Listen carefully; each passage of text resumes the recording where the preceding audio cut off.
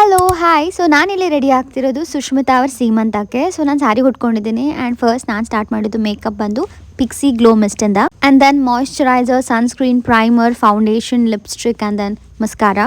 ಅದಾದಮೇಲೆ ಲೈಟಾಗಿ touch up ಅಂತ ಬ್ಲಷ್ ಹಾಕ್ತೀನಿ. ಜಾಸ್ತಿ ಏನೂ ಮೇಕಪ್ ಮಾಡ್ಕೊಳಕ್ಕೆ ಹೋಗಲ್ಲ, ಇಷ್ಟೇ. ಆದರೆ ಈ ಸತಿ ನಾನು ತುಂಬ ನೀಟಾಗಿ ಮಾಡ್ಕೊಳ್ಳೋಣ ಅಂತ ಮಾಡ್ಕೊಳ್ತಾ ಇದ್ದೀನಿ. ಯಾಕೆ ಅಂತಂದರೆ ಲಾಸ್ಟ್ ಟೈಮ್ ನನ್ನ ಫೌಂಡೇಶನ್ ಎಕ್ಸ್ಪೈರ್ ಆಗಿರೋದು ಹಾಕ್ಕೊಂಡು ನನ್ನ ಮುಖ ಅವಾಗ ಸ್ಕ್ರ್ಯಾಪ್ ಆಗಿರೋದು ಇನ್ನೂ ನಾನು ಸರಿ ಹೋಗಿಲ್ಲ.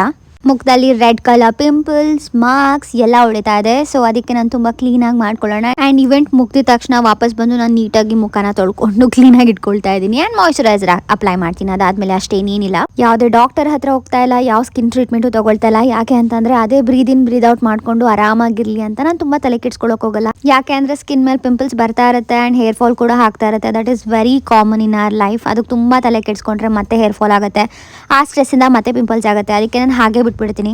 ನೋಡಿ, ನನ್ನ ಒಂದು ಸಿಲ್ಲಿ ಮಿಸ್ಟೇಕಿಂದ ನನ್ನ ಮುಖನ ನಾನೇ ಹಾಳು ಮಾಡ್ಕೊಂಡಿದ್ದಾಯಿತು. ಅದಕ್ಕೆ ನಾನು ನಿಮ್ಗೆ ಇದರಿಂದ ಹೇಳೋದೇನೆಂದರೆ, ದಯವಿಟ್ಟು ಸ್ಕಿನ್ಗಾಗಲಿ ಹೇರ್ಗಾಗಲಿ ನೀವು ಯಾವುದಾದ್ರೂ ಒಂದು ಪ್ರಾಡಕ್ಟ್ನ ಯೂಸ್ ಮಾಡ್ತಿದ್ದೀರಾ ಅಂತಂದರೆ ಪ್ಲೀಸ್ ಅದ್ರದ್ದು ಎಕ್ಸ್ಪೈರ್ ಡೇಟ್ ಚೆಕ್ ಮಾಡಿ. ಇಲ್ಲ ಅಂತಂದರೆ ನನ್ನ ಮುಖ ಥರ ಆಗುತ್ತೆ. ಹಾಗೆ ನಾನು ಒಂದು ವಿಷಯ ನೋಟಿಸ್ ಮಾಡಬೇಕು. ಇವಾಗ ನೀವು ಯೂಶ್ವಲಿ ನನ್ನ ಫೇಸ್ ನೋಡ್ತಾ ಇದ್ರೆ ಅದ್ರಲ್ಲಿ ರೆಡ್ ಪಿಂಪಲ್ಸ್, ಮಾರ್ಕ್ಸ್ ಎಲ್ಲ ಇದೆ. ಸೊ ನಾನು ಅದಕ್ಕೆ ಯಾವುದೇ ಕರೆಕ್ಟರ್ ಆಗಲಿ ಅಥವಾ ಕನ್ಸೀಲರ್ ಆಗಲಿ ಯೂಸ್ ಮಾಡ್ತಿಲ್ಲ.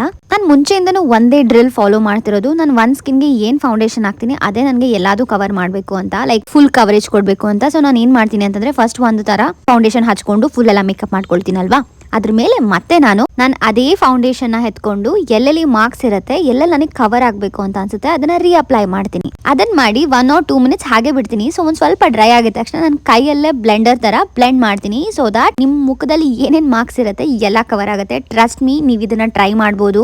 ತುಂಬಾ ಪ್ರಾಡಕ್ಟ್ಸ್ ಕೂಡ ನೀವು ನಿಮ್ಮ ಸ್ಕಿನ್ಗೆ ಯೂಸ್ ಮಾಡ್ಬೋದು. ಆದರೆ ನನಗೆ ಅದು ಬರಲ್ಲ. ನಾನು ತುಂಬಾ ಪ್ರಾಡಕ್ಟ್ಸ್ನ ಯೂಸ್ ಮಾಡಿದಷ್ಟು ನನ್ನ ಸ್ಕಿನ್ ಮೇಲೆ ಒಳ್ಳೆ ಏನೋ ಬಿಸಿ ಇದೆ, ಅದು ಮೆಲ್ಟ್ ಆಗ್ತಾ ಹೋಗೋ ಥರ ಫುಲ್ಲು ಆಯಿಲಿಯಾಗಿ ಕನ್ವರ್ಟ್ ಆಗಿ ಇಳಿತಾ ಇರುತ್ತೆ, which I don't like it. So ನಾನು ಈ ಪ್ರೊಸೀಜರ್ನ ಫಾಲೋ ಮಾಡ್ತೀನಿ. ನಿಮ್ಗೆ ಏನಾದರೂ ಇಷ್ಟ ಆದರೆ ಪ್ರಾಬಬ್ಲಿ ನೀವು ಮಾಡ್ಬೋದು.